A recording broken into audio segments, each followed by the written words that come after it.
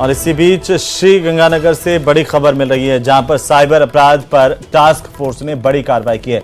हजारों करोड़ रुपए के साइबर ठगी मामले को लेकर कार्रवाई की गई। आरोपी के पिता के नाम से ली गई संपत्ति की अस्थायी कुर्की भी की गई है।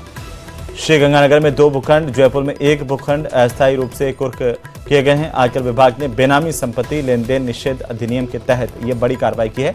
साइबर अपराध पर रोकथाम को लेकर केंद्र और राज्य की एजेंसी से ये गठन किया गया और एक साथ कार्रवाई की गई है। तो श्री गंगानगर से बड़ी खबर, हजारों करोड़ रुपए के साइबर ठगी मामले को लेकर के बड़ी कार्रवाई की गई है। आरोपी के पिता के नाम से यह अस्थायी संपत्ति थी, जिसे कुर्क कर लिया गया है। अस्थायी तौर पर इसे कुर्क किया गया है।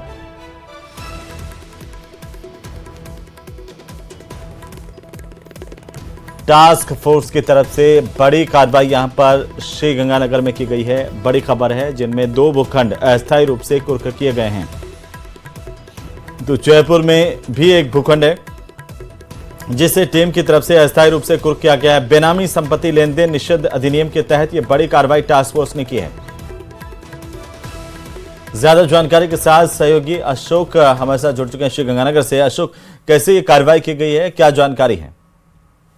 देखिए हेमंत, राजस्थान सरकार और केंद्र सरकार की जितनी भी एनफोर्समेंट एजेंसीज हैं, चाहे वो सीआईडी हो, एसओजी हो, ईडी हो, सीबीआई हो या डीजीपी साइबर क्राइम हो, इनके द्वारा साइबर क्राइम्स की प्रभावी रोकथाम के लिए एक ज्वाइंट टास्क फोर्स का गठन किया गया है। और संभवतः प्रदेश की ये पहली ज्वाइंट टास्क फोर्स की कार्रवाई है, जब श्री गंगानगर जिले के रहने वाले उन साइबर ठगों की करोड़ों रुपए की संपत्ति को फिलहाल अस्थायी रूप से कुर्क किया गया है।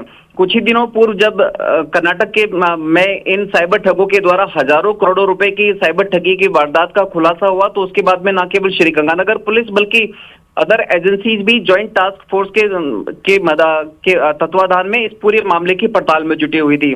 फिलहाल इनकम टैक्स ने बेनामी संपत्ति लेन देन निषेध अधिनियम के तहत श्री गंगानगर में 2 भूखंड को और जयपुर के 1 भूखंड को अस्थायी रूप से कुर्क किया गया है। फिलहाल जो हमें जानकारी मिल पा रही है, वो जानकारी ये है हेमंत की ये ज्वाइंट टास्क फोर्स की सबसे बड़ी और सबसे पहली कार्रवाई है जो साइबर ठगों के खिलाफ की गई है।